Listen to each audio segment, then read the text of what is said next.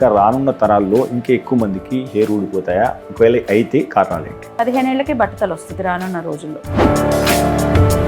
మారుతున్న జీవన విధానాలతోని have to work in the night shift. So ఇది జుట్టు రావడం మీద ఏమైనా ఎఫెక్ట్ చూపిస్తుందా? ఖచ్చితంగా అండి, ఇదే మొట్టమొదటిది మనం చెప్పుకోవాల్సింది.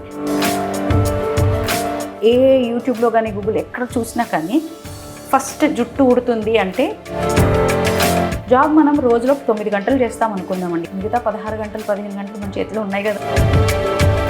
వెంట్రుకలు ఊసిపోయిన తర్వాత సాధారణంగా అంటే రీగ్రోత్కు ఎంతవరకు అవకాశం ఉంటుంది? రూట్ బతికున్నంత వరకు కనీసం చూచాయిగా ఒక చిన్న కణమైనా దాన్ని ఉంటుంది. హెయిర్ రీగ్రోత్ అనేది సాధ్యమవుతుంది ఎప్పుడు? రూట్ ఉన్నప్పుడు అంటే అన్నాడు కానీ ఆ ఊహ ఎంత బాగుందో. So as a expert when to consult a doctor. జుట్టు 3 నెలలకు పైగా ప్రతిరోజు. సో డోనర్ని ఎట్లా సెలెక్ట్ చేస్తారు? అంటే దానికి ఎట్లా ఖర్చు అవుతుంది? నాకు బట్టతల ఉంటే నాకు జుట్టు పెట్టాల్సి వస్తుంది. ఈ హెయిర్ గమ్మీస్ అంటే ఏంటంటే? అంటే చిన్నపిల్లలు మందులు వేసుకోమంటే తొందరగా వేసుకోరు కదండి. ఓకే. సో గమ్మీస్ లాగా తయారు చేసి ఎవరికి ఏది సూట్ అవుతుందని ఎట్లా తెలుస్తుంది? అసలు ఈ గమ్మీస్ రియల్గా పనిచేస్తాయా? మేబీ మీకు డి వైటమిన్ చక్కగా ఉండొచ్చు, నాకేమో తక్కువగా ఉండొచ్చు. ఇద్దరం ఒకే గమ్మీస్ వాడినప్పుడు మనకు ఎలా యూజ్ అవుతుంది? మీసాలు కావచ్చు, గడ్డలు కావచ్చు, ఎక్కడ వెంట్రుకలు ఊసిపోయినా కానీ తిరిగి వస్తాయి. నెత్తి మీద అసలు ఎందుకు రావు? దాని గల కారణాలు ఏంటి? టెస్టోస్టెరాన్ యాక్టివిటీ మగవాళ్ళలో ఎక్కువ ఉంటుంది, ఆడవాళ్ళలో. సో ఈ అవాంఛిత రోమాలను ఏ రకంగా సహసిద్ధంగా తీసేయవచ్చా? What to do, what not to do? Laser hair reduction అనేది థింగ్ అండి. లాంగ్ టర్మ్లో కాళ్ళకు చేతులకు హెయిర్ ఉండడం మంచిదా కొద్దిగా ఉన్నప్పుడు, లేదా దాన్ని పూర్తిగా తీసివేయడం మంచిదా? ఉంచాల్సిందే. యాక్చువల్గా చెప్పాలంటే అది ఉంటేనే మనం. కొన్ని వార్తా కథలు అంటున్నాము, ఒక బ్రాండు హెయిర్ ఆయిల్ వాడితే క్యాన్సర్ వచ్చే అవకాశం ఉందని చెప్పేసి. అసలు చిన్నపిల్లలకు ఎలాంటి హెయిర్ ఆయిల్ అనేది వాడాలి? ఓవరాల్గా మనం రెగ్యులర్గా వాడే నూనెలు కానీ నూనెతోనే జుట్టు పెరుగుతుందని కానీ అనుకోవడం శుద్ధ తప్పు. నేనైతే 12 ఏళ్ళు అయిందండి నూనె అనేది వాడక. సో చిన్నపిల్లల్లో జుట్టు రావట్లేదు అంటే హెయిర్ ఆయిల్ మొత్తానికి వాడొద్దు అంటారా? ఇండియన్స్లో ఎట్లా అంటేనంటే హెయిర్ అనేది తెల్ల పడడం గల కారణం ఏంటి? దీన్ని మనం అరికట్టవచ్చా? నూనెలు, డైస్ రకరకాలుగా వాడేస్తూ ఉన్నారు జుట్టు తెల్లబడకుండా ఉండాలి అంటే. ప్రతిరోజు తల స్నానం చేస్తే, షాంపూ వాడితే హెయిర్ ఖరాబ్ అవుతుందని చెప్పేసి కొంతమంది అంటున్నారు. సో ఇందులో ఏది వాస్తవం? ఎంతైనా ఊరికే కడుగుతూ ఉండడం కరెక్ట్ కాదు. ఎంత కడిగితే విగ్ లాంటివి పెట్టేసుకుని గమ్ము లాగా పెట్టేసి ఇట్లా చేస్తారు కదా, ఆ గమ్ము లాంటిది పెట్టి ఇట్లా చేస్తే ఆరోగ్యమైన సమస్యలు రావా? ఆ పెట్టే గ్లూ అనేది ఈ మధ్య ఎందుకు ఇంత ఫోకస్ పెరుగుతుంది? అసలు యాంటీ ఏజింగ్ అనేది సాధ్యమవుతుంది? ఏజింగ్ స్లో డౌన్ చేయొచ్చండి, చాలా వరకు రివర్స్ కూడా చేయొచ్చు. కానీ పెళ్లి రెడీగా ఉన్న వాళ్ళు చాలా మంది వస్తుంటారు కదా సాధారణంగా. సో వాళ్ళ దగ్గర నుంచి ఏం డిమాండ్స్ వస్తాయి మీకు? పలానా హీరోయిన్ లిప్స్ లాగా నాకు కావాలి, ఫేస్ షేప్ బాగాలేదు, షేప్ ఏదో ఒకటి చేయండి. బ్రెస్ట్ తక్కువ ఉండడం, బ్రెస్ట్ పెద్దగా ఉండడం, వారికి ఎటువంటి చికిత్స అందిస్తారు? కొందరు చాలా ఇబ్బంది పడుతూ ఉంటారు, బెట్టుగా ఉండడం, పొట్ట వరకు వచ్చేసే వాళ్ళు కూడా ఉన్నారండి. అటువంటి వారికి బ్రెస్ట్ చాలా తక్కువగా ఉన్న వాళ్ళకి, ఒకవేళ తల్లైన తర్వాత పాలకు కానీ మిగతా వాటికి కానీ ఇబ్బంది ఉంటుంది. సో అది గ్లాండ్కి అడుగున పెడుతున్నామా పైకి పెడుతున్నామా అని. కొందరు నల్లగా ఉన్న వాళ్ళు తెల్లగా కావడానికి కూడా మీ దగ్గరకు వస్తుంటారు కదా, అది సాధ్యమవుతుందా? దానికి ఎటువంటి విధానాలు చేస్తారు? సాధ్యమేనండి, కాకపోతే ఇప్పుడు హీరోయిన్స్ చాలా మంది కూడా ఛాయగా ఉండేవాళ్ళు ఉంటారు. వీళ్ళు సడన్గా 2 ఏళ్లలో ఎక్కువగా తెల్లగా కనబడేస్తూ ఉంటారు. సో ఇవన్నీ కూడా కొన్ని అంటే సన్ స్క్రీన్ వర్సెస్ డి విటమిన్కి వస్తే, డి విటమిన్ని సన్ స్క్రీన్ ఆపలేదు. 6 నెలల పిల్లల దగ్గర నుంచి సన్ స్క్రీన్ వాడాల్సింది. Hello viewers, welcome to MedPlus1 TV. ఈరోజు మన ముందున్నారు ప్రముఖ కాస్మెటాలజిస్ట్ దీప్తి గారు. మనకు హెయిర్ ట్రాన్స్ప్లాంటేషన్, అదే రకంగా ఈ బ్యూటిఫికేషన్ సంబంధించిన ఎన్నో విలువైన అంశాల గురించి తను సమాచారం ఇవ్వడానికి మన ముందున్నారు. ఆమెను అడిగి ఈ అంశాల మీద మన అవగాహన పెంచుకునే ప్రయత్నం చేద్దాం. నమస్తే దీప్తి గారు. హలో అండి, నమస్తే. దీప్తి గారు, మొదటగా అంటే మనం ఈ మధ్య చాలా చూస్తున్నాం, హెయిర్ గమ్మీస్ అని చెప్పేసి వింటున్నాము. యాక్చువల్గా మీరు హెయిర్ ట్రాన్స్ప్లాంటేషన్లో చాలా విశేషమైన అనుభవం ఉంది. ముందు హెయిర్ ట్రాన్స్ప్లాంటేషన్ ఎవరికి అవసరం ముందు వెళ్ళే ముందు సాధారణంగా ఇప్పుడు మనం జనరేషన్ మారిన కొద్దీ హెయిర్ అనేది ఊడిపోవడం జరుగుతుంది ఎక్కువ. సో ఈ కేసులు ఎక్కువ కావడం గల కారణం ఏంటి? ఇంకా రానున్న తరాల్లో ఇంకా ఎక్కువ మందికి హెయిర్ ఊడిపోతాయా? ఒకవేళ అయితే కారణాలు ఏంటి? ఒకప్పుడు బట్టతల వ్యవహారం అనేది ముసలి వాళ్ళల్లో కనిపించేదండి. మేబీ ఒక 30 years క్రితం అయితే ఏ పెళ్ళికో ఏ బర్త్డే పార్టీకో వెళ్తే 100 మందిలో ఒక్కళ్ళకి బట్టతల, అది కూడా ఏజ్ని బట్టి వచ్చేది. చాలా రేర్ కేసెస్లో ఒక 30-40 ఏళ్ల వాళ్ళకి వచ్చేది. తరం మారుతున్న కొద్ది మనం చూస్తుంది ఏంటి అంటే ఆహారపు అలవాట్లు మారాయి. పాలిష్డ్ వేలో మనం తీసుకుంటున్నాం, రిఫైన్డ్ వేలో మనం తీసుకుంటున్నాం. ఒకప్పుడు పండ్లు చెట్టు నుంచి తెంపుకున్న జ్ఞాపకం మాకు చిన్నప్పుడు, చెట్టెక్కి జామకాయ తెంపుకొని తినేవాళ్ళం. ఈ మెమరీ ఇప్పుడు పిల్లల్లో ఎంతమందికి ఉంటుంది? ఆ డబ్బాలు, క్యాండ్ ఫుడ్, రకరకాల పేర్లతో మనకి ఇప్పుడు ప్యాకేజ్డ్ డ్రింక్స్ వస్తున్నాయి, ప్యాకేజ్డ్ ఫుడ్, వీటి మీద ఎప్పుడైతే పడ్డారో ఇట్ ఆల్ స్టార్టెడ్ దేర్ అండి. ఒక రివల్యూషనరీగా మన ఫుడ్ మారింది. డైట్ అనేది పూర్తిగా మారిపోయింది. ఇళ్లల్లో చేసుకునే వాళ్ళం, పండగలు వస్తే పిండి వంటలు ఇళ్లల్లో చేసుకునే వాళ్ళం. ఇప్పుడు హోమ్ ఫుడ్స్కి ఆర్డర్ పెట్టేస్తే ఫుడ్స్ వచ్చేస్తున్నాయి. సో వాళ్ళు కూడా వాళ్ళ పనిని సింప్లిఫై చేసుకోవడానికి, టైంని సేవ్ చేసుకోవడానికి ప్రాసెస్డ్ ఫుడ్ వాడుతున్నారు.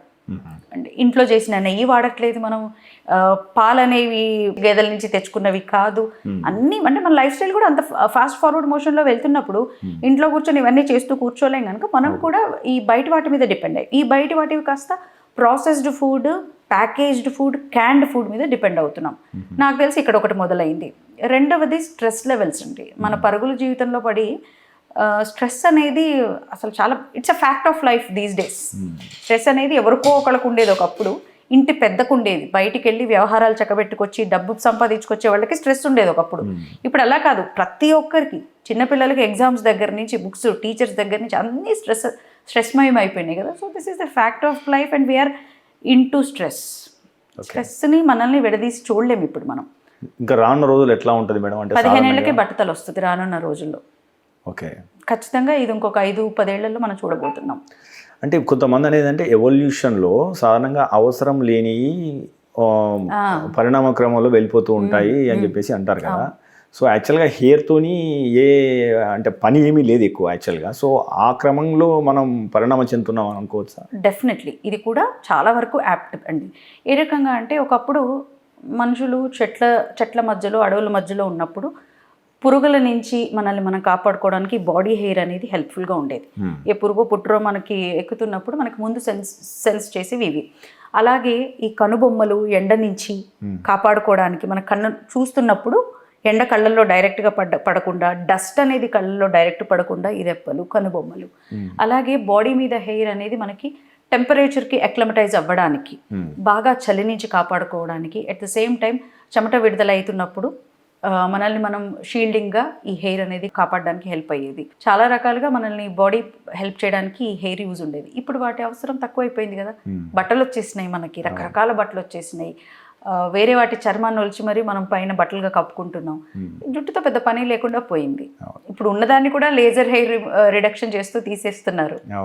సో వాటి అవసరం ఎక్కువగా తెలియట్లేదు. మన లైఫ్లో వచ్చిన evolutionary changes. As you said, true.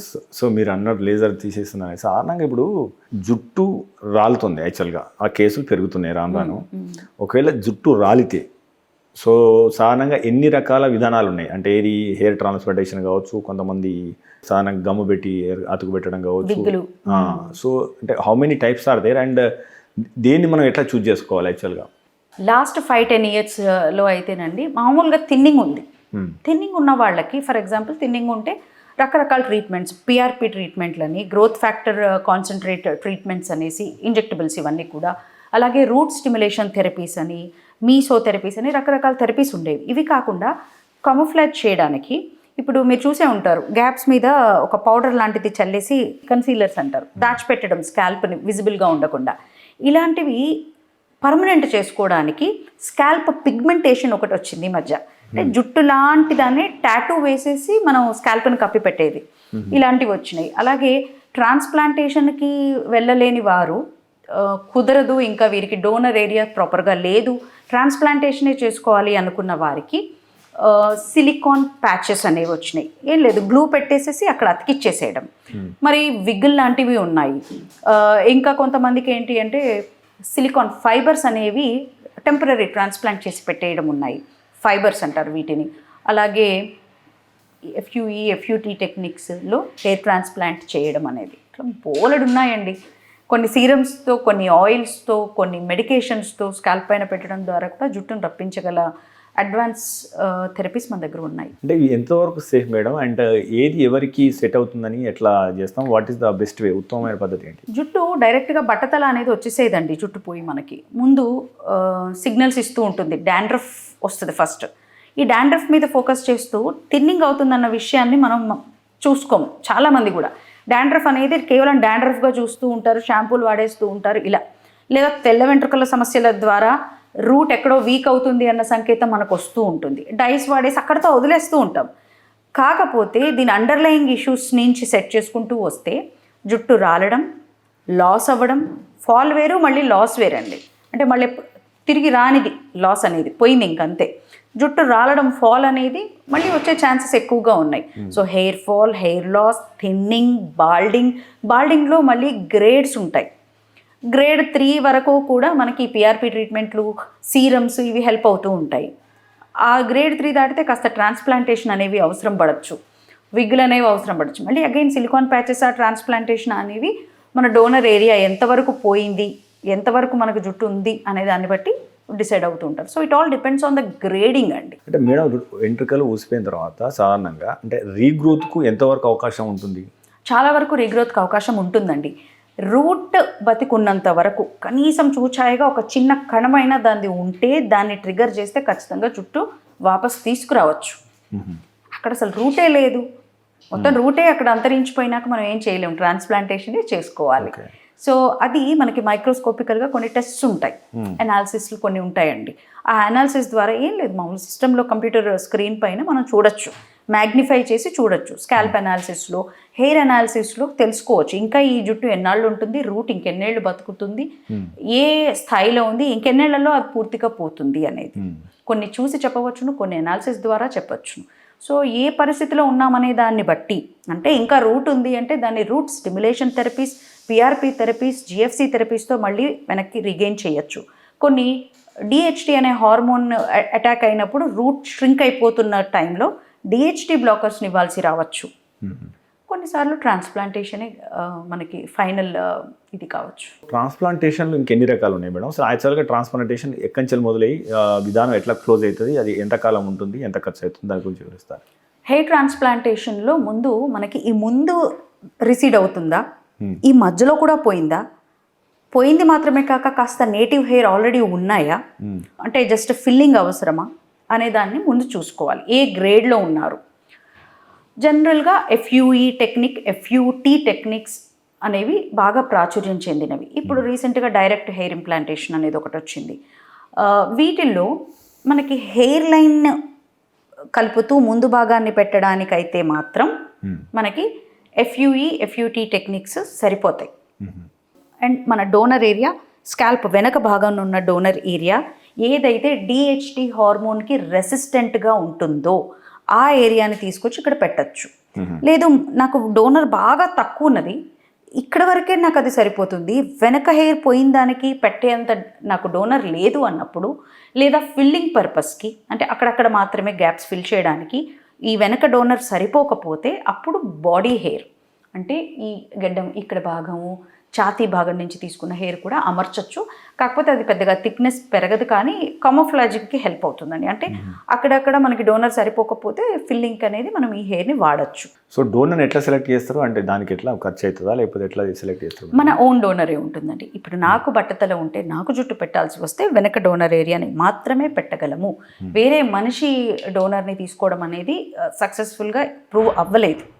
So ఎవరిది వారు డోనర్ ఏరియా వెనక ఆక్సిపిటల్ జోన్ అంటారు, అక్కడ నుంచి దాని ఇక్కడ మనకి ఎత్తుగా ఉంటుందా దాని కింద 3-4 వేళ్ల వరకు కన్సిడర్ చేస్తారు. అందులో కూడా సేఫ్ డోనర్ ఏరియా మీకు వేరే ఉండొచ్చు, నాకు వేరే ఉండొచ్చు. కొంతమందికి కింద జుట్టు ఉండదు, కింద మెడభాగం పైన, కొంతమందికి అది బాగా ఉంటుంది. అది కన్సిడర్ చేయకుండా దాని పై భాగాన్ని కన్సిడర్ చేస్తూ ఉంటారు.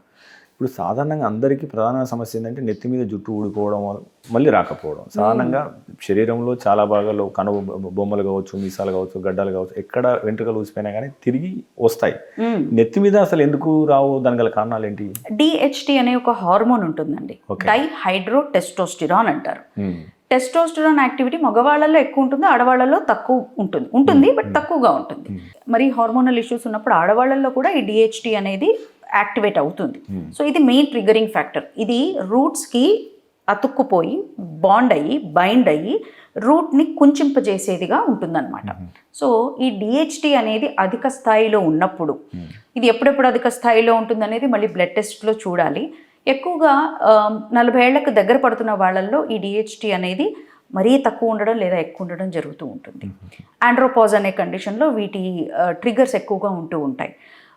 లేదు అంటే ముఖ్యంగా ఈ ఏరియా, ఈ వెనక చెప్పబడిన డోనర్ ఏరియా కాకుండా మిగతా ఏరియా అంతా కూడా డిహెచ్డి సెన్సిటివ్ జోన్ అంటారు. అంటే డిహెచ్డి అనే హార్మోన్ రూట్కి అతుక్కోవడానికి వీలుగా రిసెప్టార్స్ ఉన్న జోన్ ఉంటాయి. ఈ వెనక దానికి ఆ రిసెప్టార్స్ లేవు కనుకనే దీన్ని సేఫ్ డోనర్ అంటాం. ఇక్కడి నుంచి తీసిన జుట్టు ఇక్కడ పెట్టినప్పుడు, ఆ రూట్స్ పెట్టినప్పుడు వాటిని ఈ డిహెచ్డి అనేది ఎఫెక్ట్ చేయలేదు. ఎఫెక్ట్ అవుదామన్నా దీనికి రిసెప్టర్స్ లేవు కదా. సో డిహెచ్డి రెసిస్టెంట్ ఏరియా వెనకది, ఇది DHD sensitive area. So DHD sensitive జోన్లో మాత్రమే బట్టతల, హెయిర్ లాస్ అయ్యే అవకాశాలు ఎక్కువగా ఉంటాయి. ఈ హెయిర్ గమ్మీస్ అంటే ఏంటండి అసలు? యాక్చువల్గా గమ్మీస్ అనేవి మామూలుగా జెలటిన్ బేస్డ్ కొంచెం స్వీట్నర్ యాడ్ చేసేసి మల్టీ వైటమిన్స్, అంటే చిన్నపిల్లలు మందులు వేసుకోమంటే తొందరగా వేసుకోరు కదండి. సో గమ్మీస్ లాగా తయారు చేసి మల్టీ వైటమిన్స్ ఈ మధ్య ఇస్తున్నారు. మా చిన్నప్పుడు కాల్షియం టాబ్లెట్స్ అని ఉండేవి, అవి చిన్న బొమ్మ షేప్లో వచ్చేవి. టాబ్లెట్ అంటే భయపడేవాళ్ళు, కాస్త అట్లా ఫ్యాన్సీగా ఉండేసరికి పిల్లలు ఇష్టపడతారు, రంగురంగులు జెమ్స్ లాగా వస్తూ ఉంటాయి అన్నమాట. సో ఈ గమ్మీస్ కూడా ఏంటి అంటే చిన్నపిల్లల కోసం ఒకప్పుడు మొదలయ్యి ఇప్పుడు మల్టీ వైటమిన్స్ అనేవి గమ్మీస్ రూపంలో అమ్మబడడం అనేది చాలా కామన్ అయిపోయింది. Every 5th minute we can have a new brand releasing gummies, hair gummies. So ఇందులో ముఖ్యంగా biotin based, zinc based gummies, స్కిన్కి కొలాజన్ గమ్మీస్, ఇట్లా రకరకాలుగా వస్తూ ఉన్నాయి. కాకపోతే మల్టీ వైటమిన్సా, ఏ వైటమిన్ ఏంటి, అసలు అందులో నిజంగా ఎంతవరకు వైటమిన్ ఉన్నదనేది మనం ఇంత ప్రామాణికం అనేది మనం చెప్పలేం కదండి. What we suggest generally is go with the prescription. Medical షాప్లో తీసుకున్నవైతే మనకి ఇందులో B7 ఇంత ఉంది, B9 వైటమిన్ ఇంత ఉంది అనేది బలగొద్ది చెప్పచ్చు ఇందులో ఇది ఉంది అనేసి. గమ్మీస్ అనేవి బోల్డ్ కంపెనీస్ ఫ్యాన్సీ నేమ్స్ పెట్టి రిలీజ్ చేస్తున్నాయి. సో అవి కాస్త రికమెండ్ చేయండి. కలర్స్ కూడా యాడ్ చేస్తారు అందులో. అంటే మనకు ఎట్లా తెలుస్తుంది? ఇప్పుడు ఈ మధ్య చాలా మంది ఆన్లైన్లో కొనుక్కొని వాడడం జరుగుతుంది. సో ఎవరికి ఏది సూట్ అవుతుందని ఎట్లా తెలుస్తుంది? అసలు ఈ గమ్మీస్ రియల్గా పనిచేస్తాయా? కొద్ది వరకు పని చేయొచ్చండి. సిరప్స్ ఎంతవరకు పనిచేస్తాయంటే మనం ఎలా చెప్తాం? నేనేమంటే ప్రిస్క్రిప్షన్ బేస్డ్గా వెళ్ళినప్పుడు డాక్టర్ సజెస్ట్ చేసినవి తీసుకున్నప్పుడు వీఆర్ సేఫ్. ఒకటి, ఆ సేఫ్టీని ఎలా వెళ్తాము, ఏ వైటమిన్స్ మనకు అవసరం ఇప్పుడు అనేది బ్లడ్ టెస్ట్ ద్వారా approach is very good thing అండి. మేబీ మీకు డి వైటమిన్ చక్కగా ఉండొచ్చు, నాకేమో తక్కువగా ఉండొచ్చు. ఇద్దరం ఒకే గమ్మీస్ వాడినప్పుడు మనకు ఎలా యూజ్ అవుతుంది? సో మీకు ఏది తక్కువ ఉందో దాని ప్రకారంగా ఆ సప్లిమెంట్సే వాడడం బెటర్. సో అందరికీ అవసరం లేకపోవచ్చు. కొంతమంది without prescription or without blood test మనం గమ్మీస్ కొనుక్కొని వేసుకుంటూ ఉన్నాం. ఏదో రోజు నేను బ్లడ్ టెస్ట్ చేసి చూస్తే డి వైటమిన్ టాక్సిక్ లెవెల్స్లో ఉండొచ్చు, B12 టాక్సిక్ లెవెల్స్లో హై అమౌంట్స్లో ఉండొచ్చు. ఇవన్నీ కూడా చూసుకోలేం కనుక బెటర్ బ్లడ్ టెస్ట్ చేయించుకొని డాక్టర్ని కలిసి ప్రిస్క్రిప్షన్ త్రూ వెళ్ళడం అనేది కరెక్ట్ మెథడ్. సో అంటే గమ్మీస్ అంటే ఒక రకంగా nutrient supplements. So but in fancy names we can take some times అండి. కాకపోతే కొంతమంది ఏంటంటే వీటిని ఆహారానికి సప్లిమెంట్గా భావిస్తున్నారు, ఆల్టర్నేటివ్గా. ఈ పూట నేను భోజనం చేయలేదు, ఈ మల్టీవైటమిన్ గమ్మీ తినేసాను, ఐమ్ డన్ అనుకుంటున్నారు. అక్కడ న్యూట్రిషన్ వైజ్ మనం చాలా కోల్పోతాము, చాలా తేడా కొట్టేస్తుంది. So they are not alternatives to food, they are just supplements. That మనకి ఏ తక్కువ ఉందో చూసుకోకుండా ఎప్పుడు సప్లిమెంట్స్ వాడడం అయితే సరికాదు. ఎటువంటి ఆపరేషన్స్కి మీరు గైడ్ చేస్తారు? ఎన్ని రకాలమైన ఆపరేషన్స్ అక్కడ జరుగుతాయి? కాస్మెటిక్, రీకన్స్ట్రక్టివ్ మరియు హెయిర్ ట్రాన్స్ప్లాంటేషన్ సర్జరీస్ మన దగ్గర జరుగుతాయండి. కాస్మెటిక్ అంటే ఇందులో చాలా వెరైటీసే వస్తాయి. అందాన్ని ఇనుమడింపజేసుకోవాలనుకునేవి. ఇందులో face lift, nose jobs, lip, chin, cheek, ear, hairline, forehead, hair ఇవన్నీ వస్తాయి. నెక్, సాగీ ఆర్మ్స్, సాగీనెస్ ఉన్న స్కిన్, పొట్ట, టమీటక్స్ వీటికి సంబంధించి liposuctions, breast implants, breast augmentations. మగవాళ్ళల్లో బ్రెస్ట్ ఎక్కువగా ఉన్న వాళ్లకు గైనకోమాస్టియా, అలాగే కొవ్వు ఎక్కువగా పేరుకొని షేప్లెస్గా అయిపోయి ఒబేసిటీ మరీ గ్రేడింగ్ ఎక్కువగా ఉన్న వాళ్ళల్లో 360 degrees మేకోవర్ అంటారు, మామీ మేకోవర్ అంటారు. ప్రెగ్నెంట్ లేడీస్ తర్వాత బాడీ వాళ్ళ మాట విననంతగా షేప్లెస్గా అయిపోయినప్పుడు దాన్ని షేప్ కరెక్షన్స్ కావచ్చు. కొంతమందికి నడుము ఇలాగే ఉండాలి, ఈ షేప్లో ఉండాలి అని కోరుకున్న వాళ్ళకి, కొంతమంది టమీ రీజన్స్ కావచ్చు, థై రీజన్స్ కావచ్చు, ఇలాంటి వాళ్ళకి cosmetic and reconstructive therapies treatments ఉంటాయన్నమాట. ప్లాస్టిక్ సర్జరీ బేస్డ్ మన క్రౌన్స్ ఎస్థెటిక్ సొల్యూషన్స్లో ఎక్కువగా చేస్తూ ఉంటాం. ఇందులో హెయిర్ ట్రాన్స్ప్లాంటేషన్ కూడా ఒకటి. సో అంటే సాధారణంగా ఇప్పుడు మీరు టమ్మీ అంటున్నారు కదా, సాధారణంగా ఒబేసిటీ ఉన్నప్పుడు యాజ్ యూజువల్ కడుపు పెద్దగా ఉంటుంది. సో దానికి మీరు ఏం చేస్తారు తగ్గించడానికి? ఇవి 2 రకాలుగా చూడాలండి, సర్జికల్ అండ్ నాన్ సర్జికల్గా చూడాలి. ఇప్పుడు చిన్న వయసు వారికి లావ్ అవుతారు కానీ స్కిన్ సాగడం అనేది ఉండదు. మీరు అబ్జర్వ్ చేస్తే వేలాడే పొట్ట ఉండదు, పొట్ట ఉంటుంది కానీ వేలాడే పొట్ట ఉండదు. సో స్కిన్ లాక్సిసిటీ మీద డిపెండ్ అయ్యి ఇప్పుడు చాలా ఇక్కడ బాగా లావుగుంది అనుకుందాం, బాగా సాగ్ అయిపోయిన స్కిన్ ఉంది, నేను సన్నగా అవ్వాలనుకుంటున్నాను, ఇది ఒక షేప్కి తేవాలనుకుంటే నేను ఎక్సర్సైజులు చేస్తాను లేదా లైపోసక్షన్ చేసుకుంటాను. లైపోసక్షన్ అంటే కొవ్వుని తీసేస్తారు. లైపోసక్షన్ చేస్తే అక్కడ కొవ్వు పోతుంది కానీ స్కిన్ టైట్ అవ్వట్లేదు కదా. సో ఎవరికి సాగీ స్కిన్ ఉందో వారికి కేవలం లైపోసక్షన్ చేస్తే యూజ్ ఉండదు. స్కిన్ సాగిపోయిన దాన్ని ఎలా మళ్ళీ టైట్గా చేస్తాం? కుదరదు కనుక అటువంటి వారికి సర్జికల్గా కరెక్షన్ చెప్తూ ఉంటాం. అంటే స్కిన్ అక్కడ పార్ట్ని కూడా తీసేసి దాన్ని స్టిచ్ చేసేసి షేప్ని క్రియేట్ చేయడం అనమాట. సో లైపోసక్షన్ ఒక భాగం అయితే, టమీ టక్ గురించి మనం మాట్లాడుతుంటే లైపోసక్షన్లో కేవలం కొవ్వు తీయబడుతుంది, టమీ టక్లో షేప్ కరెక్షన్ కూడా జరుగుతుంటుంది అలా అనమాట. సో ఆ వేరియేషన్ వాళ్ళ ఏజ్ని బట్టి, వాళ్ళు ప్రెగ్నెంట్ అయ్యారా, ఇది వరకు కాలేదా, నెక్స్ట్ ఏమైనా ప్లాన్స్ ఉన్నాయా, ఇవన్నిటిని కేస్ హిస్టరీలో కన్సిడర్ చేస్తూ వారికి ఏ ట్రీట్మెంట్ సూటబుల్లో చెప్తామన్నమాట. లేడీస్లో ముఖ్యంగా ఈ మధ్య బ్రెస్ట్ తక్కువ ఉండడం, బ్రెస్ట్ పెద్దగా ఉండడం, ఈ 2 ప్రధానమైన సమస్యలు ఉన్నాయి. వారికి ఎటువంటి చికిత్స అందిస్తారు? హార్మోనల్ ఇష్యూస్ ఎక్కువగా ఉన్న వాళ్ళలో బ్రెస్ట్ ఎక్కువగా ఉండడము, సాగిపోయి ఉండడము, కొందరు చాలా ఇబ్బంది పడుతూ ఉంటారు, ఎబ్బెట్టుగా ఉండడం, పొట్ట వరకు వచ్చేసే వాళ్ళు కూడా ఉన్నారండి. So this all depend on their life styles and hormonal issues. అటువంటి వారికి బ్రెస్ట్ ఆగ్మెంటేషన్ అనేది చేస్తారు. అంటే అధికంగా ఉన్నదాన్ని తీసేస్తారు, కట్ చేసేసి తీసేసి ఫ్యాట్ని తీస్తారు, స్కిన్ని తీసి నిపుల్ కరెక్షన్ చేస్తారు, నిపుల్ని మళ్ళీ ప్లేస్మెంట్ వేరేగా పెట్టి. సో బ్రెస్ట్ ఆగ్మెంటేషన్ అనేది ఎక్కువగా ఉన్న వాళ్ళకి హెల్ప్ అవుతుంది. బ్రెస్ట్ చాలా తక్కువగా ఉన్న వాళ్ళకి సిలికాన్ ఇంప్లాంట్స్ చాలా బాగా పనిచేస్తాయి. ఫ్యాట్ని కూడా అక్కడ డిపాజిట్ చేయవచ్చును, కానీ అది ఎక్కువ కాలం అనేది గ్యారంటీగా చెప్పలేము. కనుక సిలికాన్ ఇంప్లాంట్స్ అనేవి సిలికాన్ మేడ్ కప్స్ లాగా ఉంటాయి. జస్ట్ స్కిన్ని కట్ చేసేసి లోపల చిన్న స్లిట్ ఇచ్చి లోపలికి వీటిని ప్రవేశపెట్టి స్టిచ్ చేసేస్తారు. ఆ స్టిచ్ కూడా బ్రెస్ట్ అడుగు భాగానికి వెళ్తుంది కనుక కనపడదు. సో నీట్గా షేప్ అండ్ బ్రెస్ట్ని సైజ్ని పెంచుకునే వాళ్ళకి ఏ సైజ్లో ఎక్స్పెక్ట్ చేస్తున్నారు అనేది కూడా చూసి పెడతారనమాట సిలికాన్ ఇంప్లాంట్స్. ఇప్పుడు సిలికాన్ ఇంప్లాంట్స్ వల్ల ఒకవేళ తల్లి అయిన తర్వాత పాలకు కానీ మిగతా వాటికి కానీ ఇబ్బంది ఉంటుందా? ఇబ్బంది ఉండదు. సో అది గ్లాండ్కి అడుగున పెడుతున్నామా, పైకి పెడుతున్నామా అనే ఆ ప్లేస్మెంట్స్ అనేది మీ ఏజ్ని బట్టి, మీ నెక్స్ట్ కన్సర్న్స్ని బట్టి సర్జన్ చూసుకుంటారు అది. ఓకే. సో సేఫ్ అండి, ఇట్ ఈస్ సేఫ్. ఇప్పుడు సాధారణంగా అంటే మీ దగ్గరికి అంటే పెళ్లి రెడీగా ఉన్న వాళ్ళు చాలా మంది వస్తుంటారు కదా సాధారణంగా. సో వాళ్ళ దగ్గర నుంచి ఏం డిమాండ్స్ వస్తాయి మీకు సాధారణంగా ఎక్కువ? జనరల్గా అండి ఇవాళ రేపు అమ్మాయిల్లో అబ్బాయిల్లో కాంప్లెక్స్లు చాలా ఉన్నాయండి. ఇన్ఫీరియారిటీ కాంప్లెక్సెస్ చాలా ఉన్నాయి. కొంతమందిలో సుపీరియారిటీ కాంప్లెక్స్లు ఎలా ఉంటాయంటే, ఆ పలానా హీరోయిన్ లిప్స్ లాగా నాకు కావాలి, లిప్స్ ఇలా పౌట్ వచ్చినట్టుగా కావాలి, ఈ చీక్ నాకు రేజ్డ్గా కావాలి, నా ఫేస్ షేప్ బాగాలేదు, షేప్ని ఏదో ఒకటి చేయండి, నాకు ఇలా సన్నగా కనపడాలి, వీ షేప్ చిన్ కావాలని వస్తూ ఉంటారు. కొంత ఎక్కువగా లిప్స్ గురించి, ఐబ్రోస్ గురించి, ఈ చీక్స్ ఫేస్ షేప్ గురించి వస్తూ ఉంటారు. కొంతమంది బ్రెస్ట్ తక్కువ ఉంది సిలికాన్ ఇంప్లాంట్స్ కోసం వస్తూ ఉంటారు. కొంతమంది టమీ టక్ ఫిగర్ కరెక్షన్ కోసం వస్తూ ఉంటారు. కొందరు నల్లగా ఉన్న వాళ్ళు తెల్లగా కావడానికి కూడా మీ దగ్గరకు వస్తుంటారు కదా, అది సాధ్యమవుతుందా? దానికి ఎటువంటి విధానాలు చేస్తారు? సాధ్యమేనండి, కాకపోతే ఎప్పటికీ ఆ మెయింటెనెన్స్ చేసుకుంటూ ఉండాలి. ఇట్స్ లైక్ అట్లా క్విక్ సొల్యూషన్ ఇలా ఇలా చేయగానే ఇలా అయిపోయింది అనేది కాదు. ఫర్ ఎవర్ మెయింటెనెన్స్ చేస్తూ మీరు చూస్తూ ఉంటే సినిమా వాళ్ళు వచ్చినప్పుడు హీరోయిన్స్ చాలా మంది కూడా చామన్ ఛాయ లేదా కొద్దిగా ఛాయగా ఉండేవాళ్ళు ఉంటారు. వీళ్ళు సడన్గా 2 ఏళ్లలో ఎక్కువగా తెల్లగా కనపడేస్తూ ఉంటారు. సో ఇవన్నీ కూడా కొన్ని ఇన్ఫ్యూజన్స్ ద్వారా గ్లూటాథయోన్ అంటూ ఉంటారు, ఆ మాలిక్యూల్ని బాడీలో ప్రవేశపెట్టడానికి సెలైన్ త్రూ అవి యాడ్ చేసి పంపిస్తూ ఉంటారు. యాంటీ ఆక్సిడెంట్స్ అంటారండి వీటిని. అవి అధిక స్థాయిలో పంపించినప్పుడు స్కిన్ లైటనింగ్ సాధ్యమే, కానీ ఎప్పటికీ తీసుకుంటూ ఉండాలి. ఇప్పుడు నేను 6 నెలలు గట్టిగా తీసుకుంటే నెక్స్ట్ 1 ఇయర్ వరకు అలా ఉంటుంది ఆ ఛాయ్. ఏదైతే మనం ఎన్ని గ్రేడ్స్ ఇంప్రూవ్ చేసామో మళ్ళీ నెక్స్ట్ ఇయర్ తీసుకోకపోతే మళ్ళీ మొదటికి వచ్చేస్తాం. సో ఫర్ ఎవర్ అనేది సాధ్యం కాదు, ఎప్పటికీ దాన్ని మెయింటెనెన్స్ తీసుకుంటూ ఉండాలి. మేబీ సంవత్సరంలో ఒక 4 నెలలు ట్రీట్మెంట్ ఖచ్చితంగా తీసుకోవాలి. సాధారణంగా ఇప్పటిదాకా మనం జరిగిన డిస్కషన్లో మీరు అన్నది ఏంటంటే హెయిర్ రీగ్రోత్ అనేది సాధ్యమవుతుంది ఎప్పుడు రూట్ ఉన్నప్పుడు.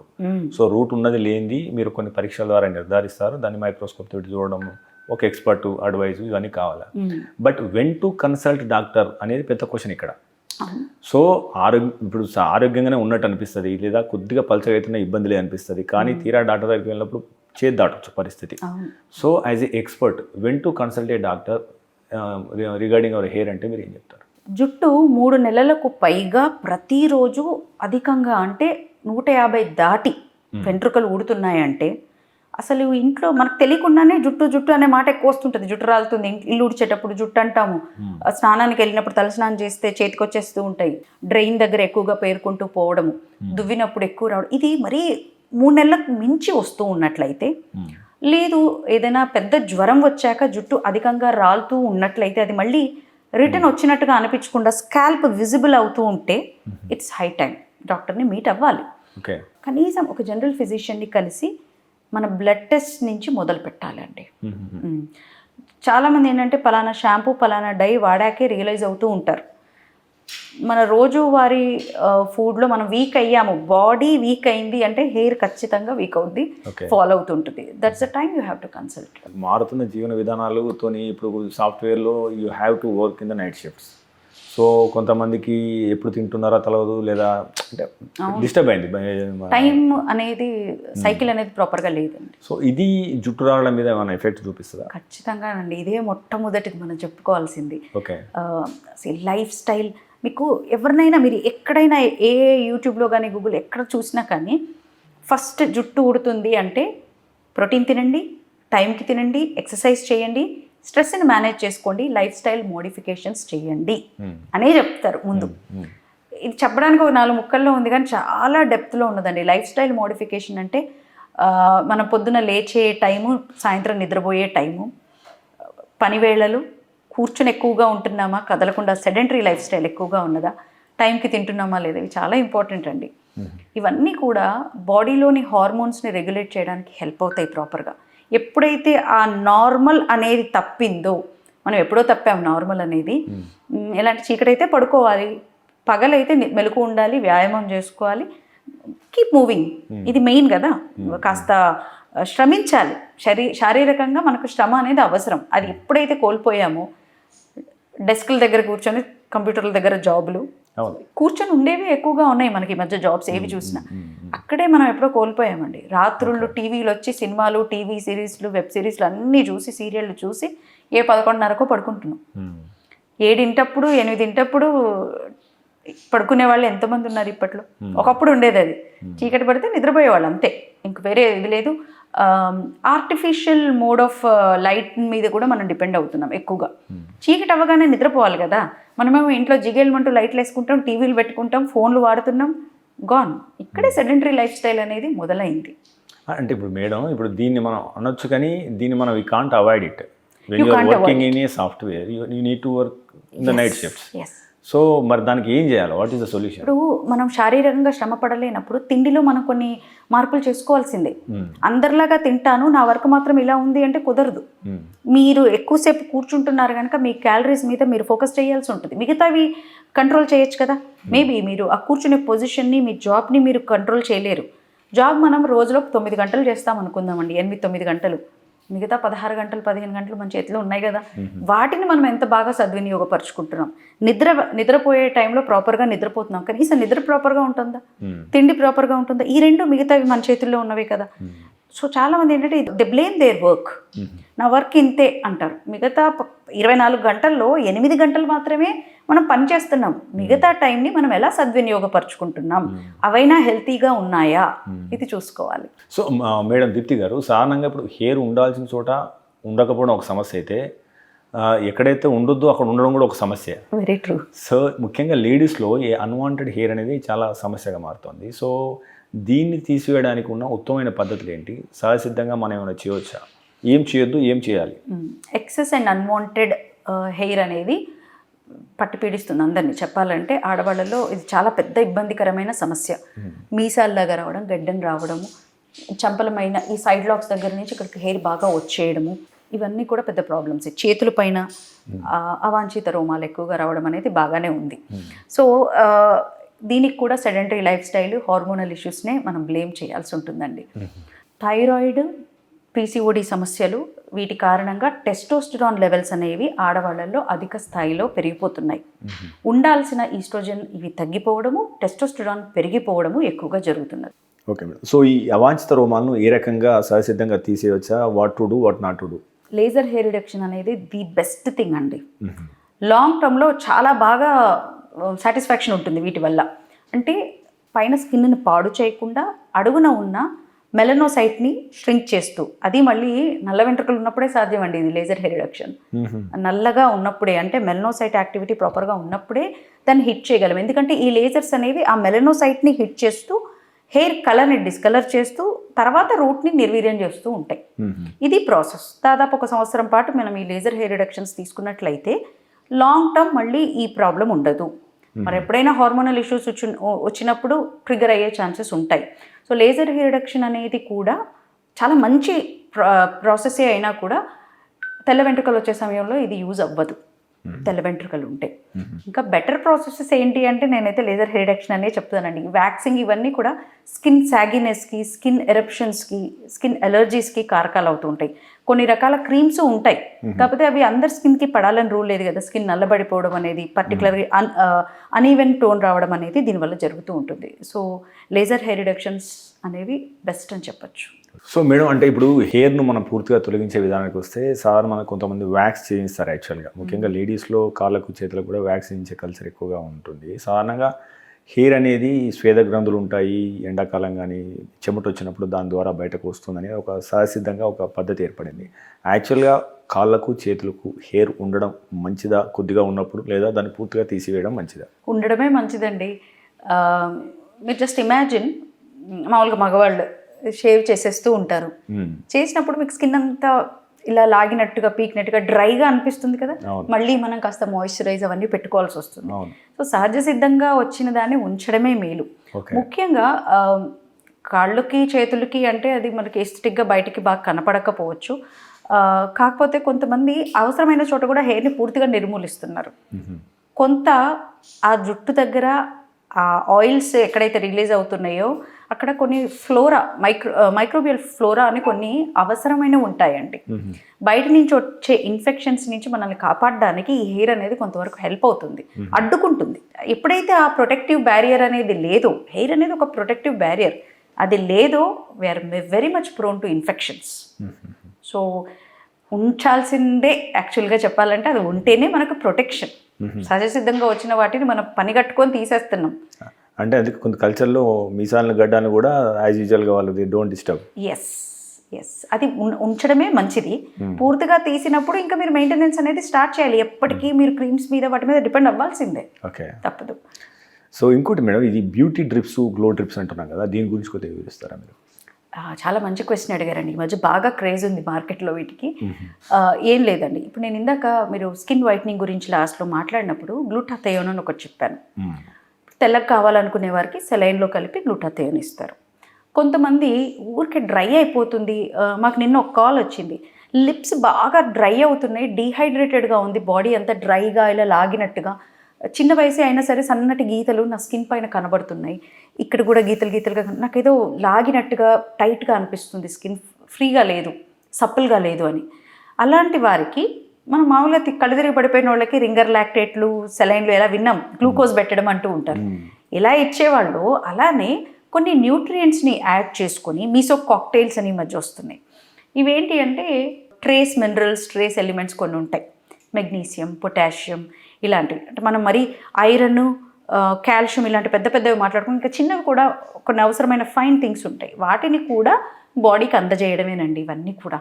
సో గ్లూటాథయోన్ ఎక్కువగా ఉన్న మోతాదు ఇచ్చినప్పుడు బ్యూటీ డ్రిప్స్ కింద, న్యూట్రిషనల్ డ్రిప్స్ కింద, డీహైడ్రేషన్ని పోగొట్టడానికి, డిఎన్ఏ రిపేర్కి కొన్ని అంటారు. పేర్లు ఏవైనా మల్టీ వైటమిన్స్ అని చెప్పొచ్చండి వీటిని. సింపుల్ వేలో చెప్పాలంటే మల్టీ వైటమిన్స్. కాకపోతే మీ బ్లడ్ టెస్ట్ చూసినప్పుడు మీకు ఏవి తక్కువ ఉన్నాయో పర్టికులర్గా అవి కొన్ని ఎలక్ట్రోలైట్స్ని మళ్ళీ బ్యాలెన్స్ చేయడానికి వీటికి ఇవి హెల్ప్ఫుల్ అవుతూ ఉంటాయి. వీటిని ఫ్యాన్సీగా బ్యూటీ డ్రిప్ అని, గ్లో డ్రిప్ అని, ఇంకా రకరకాల పేర్లతో పిలుస్తూ ఉంటారు. ఇంకోటి మేడం, సాధారణ ఇప్పుడు పిఆర్వి ట్రీట్మెంట్ అనేది యాక్చువల్గా అవైలబుల్ ఉన్నది కదా, ఈ మైనాక్సిడిల్ అనేది ఇప్పుడు కొత్తగా వస్తుంది కదా, ఇది ఏ రకంగా ప్రయోజనకరంగా ఉంటుంది? జుట్టు ఊడడానికండి బట్టతల వ్యవహారం వచ్చినప్పుడు డిహెచ్టి అనే హార్మోన్ గురించి మనం గతంలో మాట్లాడుకున్నాం. బట్టతల వ్యవహారంలో ముఖ్య పాత్ర వహించేది ఈ డిహెచ్టి. డిహెచ్టిని బ్లాక్ చేయడము, డిహెచ్టిని స్లో డౌన్ చేయడములోనే బట్టతల వ్యవహారాన్ని అడ్డుకోవడం అనేది మెయిన్ కాన్సెప్ట్. ఇప్పుడు పిఆర్పి ట్రీట్మెంట్లు ఇస్తున్నాము, ఎరువే అది, జుట్టు వస్తుంది. కొన్ని సప్లిమెంట్స్ ఇస్తున్నాం, జుట్టు వస్తుంది, కానీ మళ్ళీ పోతూ ఉంటుంది. బట్టతల అనేది ఎందుకు మనం కంప్లీట్గా రిపేర్ చేయలేము టెంపరీ వాటి ద్వారా అంటే ఇందుకే. డిహెచ్టిని ఎప్పటి వరకు అయితే బ్లాక్ చేయమో, స్లో డౌన్ చేయమో, అప్పటి వరకు మీరు ఎన్ని ఎరువులు ఇచ్చినా బట్టతలని ఆపలేము. మీకేం కావాలి? జుట్టు కావాలా? పిఆర్పీలు, జిఎఫ్సీలు, సప్లిమెంట్స్తో వచ్చేస్తుంది జుట్టు. బట్టతలని అదుపు చేయకుండా ఎంత జుట్టు తెచ్చినా బట్టతలకి ఒక కంప్లీట్ సొల్యూషన్ అనేది దొరకదు. కనుక నేను ఒక చిన్న ఎగ్జాంపుల్ చెప్తూ ఉంటాను. ఇటు నుంచి ఎరువులు ఇచ్చి జుట్టును పెంచుతున్నాం, ఇటు నుంచి డిహెచ్టి వచ్చేసి కట్ చేస్తుంది, సిజర్స్ చేసేస్తుంది, ఏం లాభం? సో డిహెచ్టిని బ్లాక్ చేస్తూ ఈ మినాక్సిడిల్, ఫినస్టరైడ్ మెడికేషన్స్ అనే లాంటివి. మినాక్సిడిల్ అయితేనేమో కాస్త స్లో డౌన్ చేస్తుంది ఈ డిహెచ్టి ప్రాసెస్ని. రూట్స్కి కాస్త ఎక్కువగా న్యూట్రిషన్ సప్లైని పెంచడానికి, బ్లడ్ సప్లైని పెంచడానికి మినాక్సిడిల్ హెల్ప్ చేస్తుంది. అలాగే ఫినస్టరైడ్ అనేవి కొన్ని మెడికేషన్స్ ఉన్నాయి. ఇవి ఏంటంటే డిహెచ్టిని బ్లాక్ చేయడమే వాటి పని. సో వీటి హెల్ప్ తీసుకొని బట్టతల వ్యవహారాన్ని గ్రేడ్ టు గ్రేడ్ తొందరగా క్విక్గా అది మారకుండా ఉండడానికి ఇవి వాడాలి. ఎవరు వాడాలి, ఎప్పుడు వాడాలి అనేది మళ్ళీ డాక్టర్ డిసైడ్ చేయాలండి. మనం ఓవర్ ద కౌంటర్ మెడికల్ షాప్కి వెళ్ళి కొన్ని వాడితే అది ఎప్పుడు వాడాలి, ఎప్పుడు మానేయాలి, ఎలా వాడాలి అనేది మనకు తెలియకపోవచ్చు, మనకు పడకపోవచ్చు. దానివల్ల సైడ్ ఎఫెక్ట్స్ మనం ఎదుర్కోవాలి అంటే డాక్టర్ని మీట్ అయ్యి మనకి ఏది సూటబులో కనుక్కొని వాడాలి. సో వీటి ప్రాధాన్యత చాలా ఎక్కువగా ఉందండి. ఎస్, మినాక్సిడిల్, ఫినస్టరైడ్ అనేవి బట్టతలతో బాధపడే వాళ్ళకి ఔషధం లాంటివి, ఆయుధం లాంటివి. కాకపోతే ఈ ఆయుధం ఎప్పటికీ మనతో ఉంటేనే యూజ్ అవుతుంది, కొన్నాళ్ళు వాడి వదిలేస్తే సరిపోదు. ఇంకోటి మేడం, సాధారణంగా కొంతమంది చిన్నపిల్లలకి కొద్దిగా లేట్గా హెయిర్ రావడం జరుగుతుంది. ముఖ్యంగా పెద్ద సమస్య ఏంటంటే ఒక రకమైన అంటే కొన్ని వార్తా కథలు అంటున్నాము, ఒక బ్రాండు హెయిర్ ఆయిల్ వాడితే క్యాన్సర్ వచ్చే అవకాశం ఉందని చెప్పేసి. అసలు చిన్నపిల్లలకు ఎలాంటి హెయిర్ ఆయిల్ అనేది వాడాలి, ఎప్పటి నుంచి వాడాలి, అదే రకంగా ఈ పెద్దలకు వాడే ఏదైతే హెయిర్ ఆయిల్ ఉందో దానికి ఎప్పుడు మారచ్చు? ఆయిల్ అనేది జుట్టు రావడానికో పెరగడానికో లేదండి, ఇది కొంచెం ప్రాక్టికల్గా not possible. Oil molecules size మన రూట్ సైజు కంటే పెద్దది, అది లోపలికి ఎలా పోతుంది? పోదు. కొన్ని రకాల ఆయిల్స్ ఉన్నాయి రూట్స్లోకి చొరబడి చుట్టూ ఉన్న వాటిని కాస్త ప్రేరేపించే, సెల్స్ని ప్రేరేపించదగినవి కొన్ని ఉన్నాయి. మనం ఇందాక మాట్లాడుకున్న మినాక్సిడిల్ కలిసిన నూనెలు, రోజ్మేరీ ఆయిల్, కొద్ది వరకు మన భృంగరాజ్, ఈ ఆయిల్స్ కొంచెం వరకు, ఈ తైలాలు కొద్ది వరకు చుట్టూ ఉన్న సెల్స్ని ప్రేరేపించి బ్లడ్ సర్క్యులేషన్ ఇంప్రూవ్ చేయగలవు. కానీ ఓవరాల్గా మనం రెగ్యులర్గా వాడే నూనెలు కానీ, నూనెతోనే జుట్టు పెరుగుతుందని కానీ అనుకోవడం శుద్ధ తప్పు. బట్టతల ఉన్నప్పుడు ఈ పర్టికులర్ రోజ్మేరీ, భృంగరాజ్, మినాక్సిడిల్ ఇవి కలిపిన నూనెలు హెల్ప్ అవుతాయి, డిహెచ్టిని అరికడుతూ హెల్ప్ అవుతాయి. కానీ జస్ట్ అలా పెట్టడం ద్వారా జుట్టు వస్తుంది అనేది రాంగ్ నోషన్. మీరు అబ్జర్వ్ చేస్తే, నేనైతే 12 ఏళ్ళు అయిందండి నూనె అనేది వాడక. నాకు వద్దన్నా జుట్టు పెరుగుతూ ఉంటుంది. నా పోషకాహారము, తిండి ఇవి బాగానే తీసుకుంటాను నేను. కొద్దివరకు జీన్స్ కూడా హెల్ప్ అవుతున్నాయి. సో చిన్నపిల్లల్లో నూనె పెట్టినా పెట్టకపోయినా జుట్టు ఎక్కడికి పోదు, వస్తుంది. కాకపోతే ఫ్రిజీగా, కండిషనర్ పెట్టకపోతే ఎలా డ్రైగా ఫ్రిజీగా ఉంటే అలా వస్తుంది. సో చిన్నపిల్లల్లో జుట్టు రావట్లేదు అంటే న్యూట్రిషనల్ ఇష్యూస్ ఏమైనా ఉన్నాయా, హార్మోనల్ ఇష్యూస్ ఏమన్నా ఉన్నాయా, ఇవి ముఖ్య పాత్రను వహిస్తాయి. కొద్దిపాటి సప్లిమెంటేషన్ ఇవ్వడం ద్వారా కూడా జుట్టు మళ్ళీ నార్మల్గా వస్తుంది. అది సో హెరిడిటరీగా జీన్స్ పరంగా ఎక్కువగా ఇన్ఫ్లుయెన్స్ ఉంటుంది. అంటే ఒక కాస్మెటాలజిస్ట్గా మీరు అంటే హెయిర్ ఆయిల్ మొత్తానికి వాడొద్దు అంటారా? కొంతమంది చిన్నప్పటి నుంచి వన్స్ ఏ వీక్ వాడతారు, కొంతమంది తలనొప్పి వచ్చినప్పుడు వాడడం, కొంతమంది 1 వీక్ ఒకసారి ఇట్లా చేయడం జరుగుతుంది. అంటే is it good or bad? It is good. కాస్త ప్రీ కండిషనింగ్గా హెల్ప్ అవుతుంది. ఒక కండిషనర్ లాగా జుట్టుకి నూనె అవసరమే. ఫ్రిజీగా ఉంది, దాన్ని కాస్త సప్పుల్గా పాలిష్డ్గా చూపించాలంటే పైన ఒక ప్రోటీన్ కోటో, ఒక తేమ కోటో అవసరం కదా. సో నూనె పెట్టుకోండి, డాండ్రఫ్ ఉన్నప్పుడు పెట్టుకోకండి నూనె వల్లనే జుట్టు పెరుగుతుందన్న భ్రమలో ఉండకండి. ముఖ్యంగా మన సౌత్ ఇండియన్స్లో ఎట్లా అంటేనండి, ప్రతిదానికి నూనె. చెవుపోటు వస్తే చెవులో నూనె పోస్తారు, పొట్ట నొప్పి వస్తే బొడ్డులో నూనె పోస్తారు. కొద్దిపాటిగా ఇవి ఉపశమనాన్ని కలిగించడానికి హెల్ప్ అవుతాయే తప్ప క్యూర్ కాదు. ప్రివెంటివ్ మెజర్ కాదు, ఆల్టర్నేటివ్ కాదు. కండిషనింగ్కి, స్కిన్కి మాయిశ్చరైజింగ్కి హెల్ప్ అవుద్ది, తలకి కండిషనర్ లాగా హెల్ప్ అవుద్ది. హెడేక్ వచ్చినప్పుడు అది పెట్టుకున్నప్పుడు ఫ్రిక్షన్ని అవాయిడ్ చేయడానికి, తల మసాజ్ చేసినప్పుడు సర్క్యులేషన్ ఇంప్రూవ్ అవుద్ది కనుక ఆ రకంగా హెల్ప్ అవుద్ది. సో ఈ ఫ్రిక్షన్ అవాయిడ్ చేయడానికి ఆయిల్ని పెడుతున్నాం. ఏదైనా ఔషధాన్ని నూనెలో కలిపి పెట్టడానికి వాడుతున్నాం. నూనె ఒక మాధ్యమం, నూనె ఒక కండిషనర్, ఒక vehicle. Yes, it is helpful. నూనె మొత్తం కాదు, ఇది క్లాజ్. ఓకే, బట్ ఒకటి ఇప్పుడు హెయిర్ ఊడిపోవడం ఒక సమస్య అయితే, హెయిర్ తెల్లగా మారడం కూడా ఒక సమస్యగా మారుతుంది. సో హెయిర్ను నల్లగా చేయడే క్రమంలో అమోనియా బేస్డ్ హెయిర్ కలర్స్ కానీ, కొన్ని ప్రమాదకరమైన హెయిర్ కలర్స్ కానీ వాడే వాళ్ళు చాలామంది ఉన్నారు. దానివల్ల మరిన్ని సమస్యలు వస్తున్నాయి. అసలు హెయిర్ అనేది తెల్ల పడడం గల కారణం ఏంటి? దీన్ని మనం అరికట్టవచ్చా? నూనెలు, డైస్ రకరకాలుగా వాడేస్తూ ఉన్నారు జుట్టు తెల్లబడకుండా ఉండాలి అంటే. కానీ యాక్చువల్గా లోపల రూట్లో జరుగుతున్న మార్పు ఏంటి అనేది ముందు మనం చూద్దామండి. హెయిర్ రూట్, కుదుళ్ళల్లో ఫ్యాట్కి సంబంధించిన, అంటే ఆయిల్ రిలీజ్ చేసే సెబేషియస్ గ్లాండ్స్ ఉంటాయి, స్వెట్ గ్లాండ్స్ ఉంటాయి, ఫ్యాట్ గ్లాండ్స్ ఉంటాయి, కలర్ని ఇంప్లికేట్ చేసే మెలనిన్ని ప్రొడ్యూస్ చేసే మెలనోసైట్స్ ఉంటాయి, స్టెమ్ సెల్స్ ఉంటాయి. సో ఈ అన్నిటి సమ్మేళనమే మన రూట్. ఇందులో మెలనోసైట్స్ అనేవి ఎన్నాళ్ళు మెలనిన్ని ప్రొడ్యూస్ చేస్తాయో అన్నాళ్ళు మన జుట్టు నల్లగా ఉంటుంది. నల్లగానో కలర్గానో ఉంటుంది, నలుపు అనేది కాదు, తెల్లగా ఉండదు. సో కలర్ని ఇంప్లికేట్ చేసే ఈ మెలనోసైట్స్ యొక్క పనితనం బాగున్నన్ని రోజులు జుట్టు బాగుంటుంది. ఎప్పుడైతే అవి ష్రింక్ అవ్వడం స్టార్ట్ అవుతాయో జుట్టు మెల్లమెల్లగా ఫస్ట్ కలర్ మారుతూ తర్వాత తెల్లగా మారిపోతూ ఉంటుంది, కలర్లెస్ అయిపోతూ ఉంటుంది. సో మెలనోసైట్ ఆధారంగా చూసుకుంటే కనుక మెలనిన్ అనేది ప్రాపర్గా ఎప్పుడు ఉంటుంది? మన నిద్ర, మన తిండి ఇవన్నీ బాగా ఉన్నప్పుడు. నార్మల్గా ఒక ఏజ్ వచ్చినాక మాత్రమే, వయసుతో మాత్రమే తెల్లబడాలి. ముందుగానే తెల్లబడుతుంది అంటే కొన్ని vitamin deficiencies, iron, D vitamin, B12 vitamin డెఫిషియన్సీలు, ఐరన్ డెఫిషియన్సీలు ఉండడము, ఇవి కారకాలు కావచ్చును. సో ఇవి అబ్జర్వ్ చేసుకోవాలి. స్ట్రెస్ వల్ల, స్లీప్లెస్నెస్ వల్ల కూడా జుట్టు తెల్లబడుతూ ఉంటుంది. మీరు అబ్జర్వ్ చేస్తే ఈ మధ్య బాగా టెన్షన్స్ ఎక్కువై తెల్లంట్రుకలు వస్తున్నాయి అంటూ ఉంటారు. నిజమే అది. సో స్ట్రెస్ ఫ్యాక్టర్ ఎక్కువగా ఉన్నప్పుడు జుట్టుకు అందాల్సినంత పోషకాలు అందనప్పుడు కూడా జరుగుతూ ఉంటుంది. అయితే ఇది ఎప్పుడు రివర్స్ చేయొచ్చు? తెల్ల వెంట్రుకలు అనేది రివర్స్ చేయగలమా అంటే చేయగలము. కేవలం తెల్ల వెంట్రుకలు స్టార్ట్ అయిన సంవత్సరం లోపు అయితే ఖచ్చితంగా రివర్స్ చేయొచ్చు. అంటే ఒకేసారి డెడ్ అవ్వదు. ఈ మెలనోసైట్ అనేది మెల్లమెల్లగా కుంచుకుపోతూ ఉంటుంది. అది పూర్తిగా డార్మెంట్ అయ్యే లోపు మనం దాన్ని మళ్ళీ రివైవ్ చేయగలిగితే, ట్రిగ్గర్ చేయగలిగితే ఖచ్చితంగా you can get back your coloured hair. Grey హెయిర్ని మనం రివర్స్ చేయొచ్చు. జస్ట్ 6 months to 1 year లోపు అయితేనే. అది దాటిపోతే మనం ఏం చేయలేము. ఏ ట్రీట్మెంట్ కూడా దాన్ని తెల్ల వెంట్రుకల్ని నల్లగా మార్చలేదు.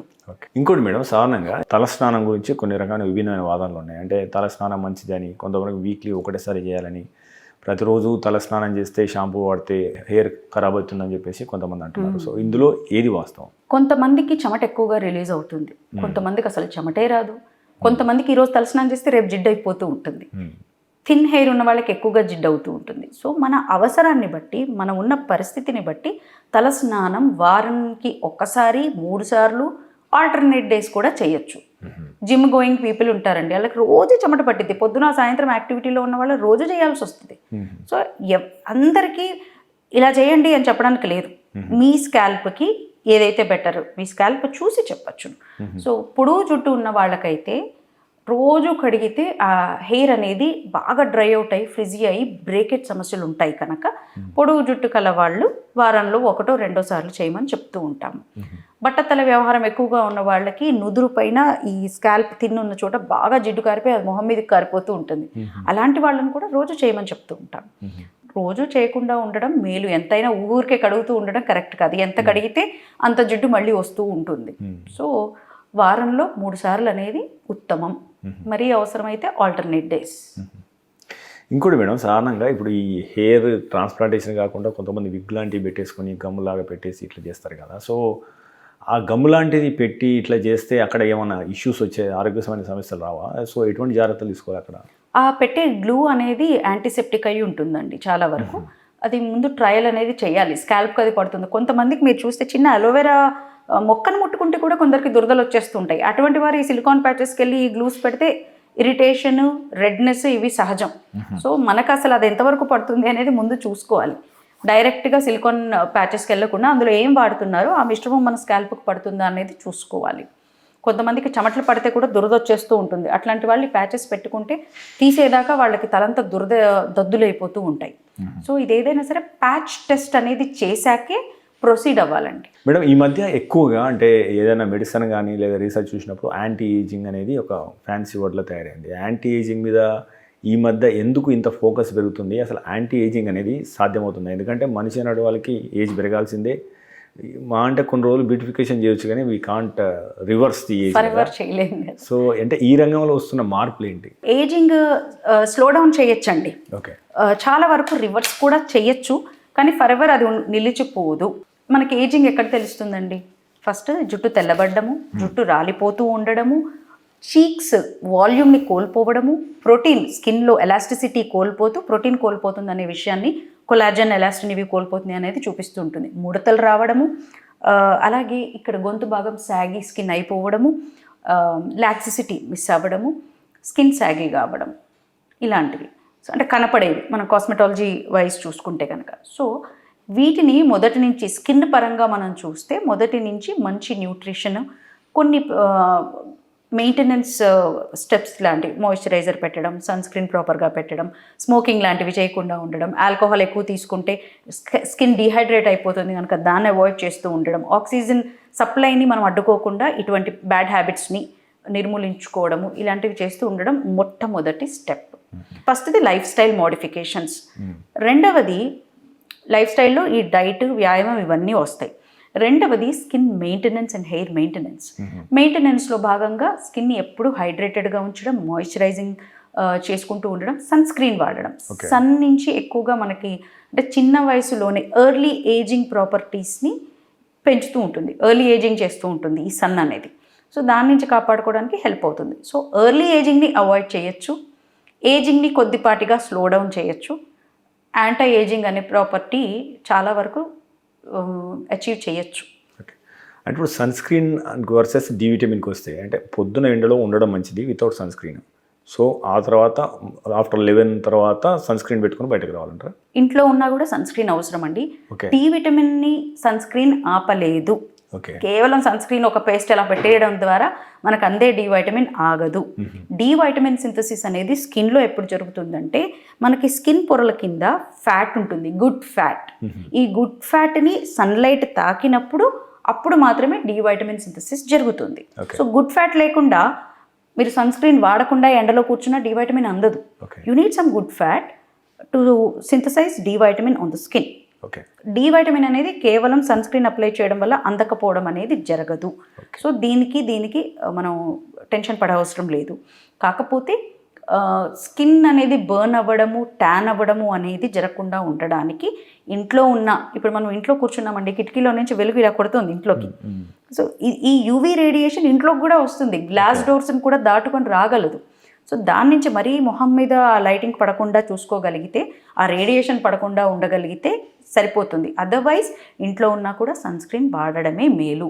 6 నెలల పిల్లల దగ్గర నుంచి సన్ స్క్రీన్ వాడాల్సిందే ఇప్పుడున్న సిచ్యువేషన్కి. దీప్తి గారు, అంటే ఫైనల్గా సో ఇప్పుడు మనం ఎండాకాలంకి వస్తున్నాం, తీవ్రమైన ఎండలు ఉంటాయి రానున్న రోజుల్లో. సో ఒక కాస్మెటాలజిస్ట్గా మీరు ఆరోగ్యాన్ని, ఆ రకంగా అందాన్ని కాపాడడానికి మీరు ఇచ్చే సూచనలు ఏంటి? ఇంటర్నల్ ఫస్ట్, ఇన్సైడ్ అవుట్ అనే సిద్ధాంతాన్ని నేను నమ్ముతానండి.